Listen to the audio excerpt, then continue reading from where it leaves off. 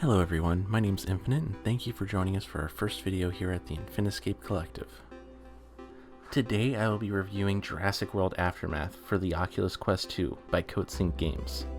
The setting of this game has the player returning to our favorite dinosaur-inhabited island, Isla Nublar, which was the setting for the first Jurassic Park films and both of the Jurassic World films. The game takes place 2 years after the events of Jurassic World Fallen Kingdom, and the story has us entering the overrun ruins of an old facility so that we can recover Dr. Everett's research. You aren't alone, however, because you have Dr. Everett guiding you along the way. Say hello, Dr. Everett. Hello? Alright, let's start by talking about what the first thing anyone's going to notice about this game is, which is the art style. Jurassic World Aftermath uses cel-shaded graphics similar to what you would get from Borderlands or The Darkness 2.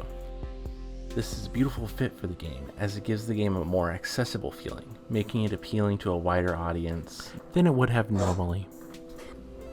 I personally love Coatsink Software's decision to use cel shading for this game, as I feel that it goes and breathes life into the game and makes the visual effects that would have been boring and normal more unique and gives them a great feeling as well. Tasks such as pressing a button or sounding alarms becomes visually appealing because the way that the art style displays them. This is a great thing because you'll be pressing a lot of buttons in the game when you're not hiding from the raptors. The core gameplay loop in the game involves trying to sneak through the facility and hide from raptors for most of the game, with a small variation later in the game, but we'll talk about that more later.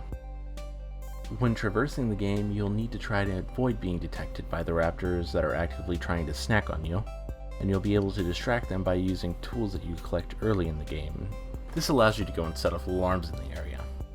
The game is littered with lockers that you're able to hide in if you get spotted, but be quick because while being a clever girl, the raptor is also very fast and quick to jump on you. I found myself constantly opening the lockers while I walked past them, as it would go and save me time whenever I'm trying to get to safety while simultaneously trying to not have a heart attack in real life. The game has 3 different mini-games that the player must complete to open computers. They are fairly simple and straightforward, however, trying to play VR Simon while also trying not to be spotted by a raptor makes the simple task of remembering 4 button presses a bit more complex.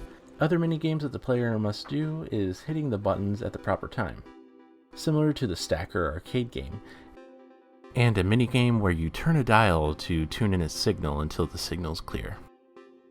Later in the game, you're introduced to the other dinosaur that wants to have you for dinner, the Dilophosaurus. Gameplay with them is about as simple as their time in the game is short. The Dillos show up in the vents and holes in the ceiling to spit their acid into your face, which you then have to clean off by using a water valve. If it attacks you again before you're able to clean off the first layer of acid, then it's game over for you.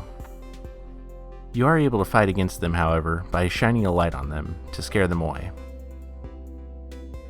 Jurassic World Aftermath does a lot of things right, but also has some things that can be executed better. The gameplay gets really repetitive, which honestly isn't too big of an issue here as the suspense stays fresh and intense throughout the game. I just wish that we could have gotten more dinosaurs to play with. And I also wish that whenever we did get another dinosaur that it wasn't taken away just as quick. I would have loved to have the 2 different dinosaurs mixing to create interesting gameplay elements. And there was actually a point a couple moments into the Dilophosaurus section where it teased us. It showed a raptor run by, only to disappoint us by not having it appear anymore in that section.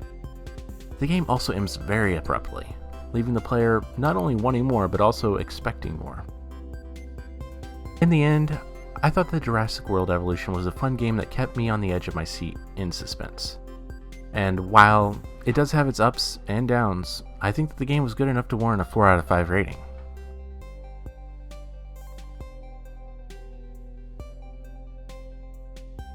Thank you again for watching this video all the way through. I plan to make these videos regularly, and I hope that you can help support us at the Infiniscape Collective by subscribing and clicking the bell.